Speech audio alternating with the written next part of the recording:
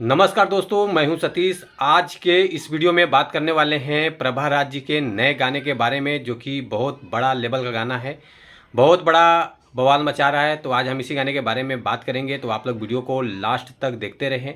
और जो लोग भोजपुरी बुढ़ हंगामा चैनल को अभी तक सब्सक्राइब नहीं किए हैं, वो लोग सब्सक्राइब कर लीजिए। चलिए वीडियो को शुरू करते हैं। आज हम जिस गाने के बारे में आप लोगों से बात कर रहे हैं, गाने का बोल है बढ़ा था बीपी, जो कि इस गाने को गाया है प्रभा राज जी। गीत है आनंद प्रकाश जी का और म्यूजिक डायरेक्टर है आर्या शर्मा जी और एक्ट्रेस नज़र आने वाली हैं अनुराधा यादव जी। और गाने के साथ ही साथ में रिस्पॉन्स के बारे में बात कर लेते हैं। 10 घंटा हो गया गाने को रिलीज करके, तो 10 घंटे में गाने का जो रिस्पॉन्स मिला है 28,000 व्यूज़ आ चुका है और लाइक आया है 415, कमेंट आ चुका है 40। तो जो लोग भोजपुरी बुढ़ हंगामा चैनल को अभी तक सब्सक्राइब नहीं किए हैं, प्लीज़ वो लोग सब्सक्राइब कर लीजिए।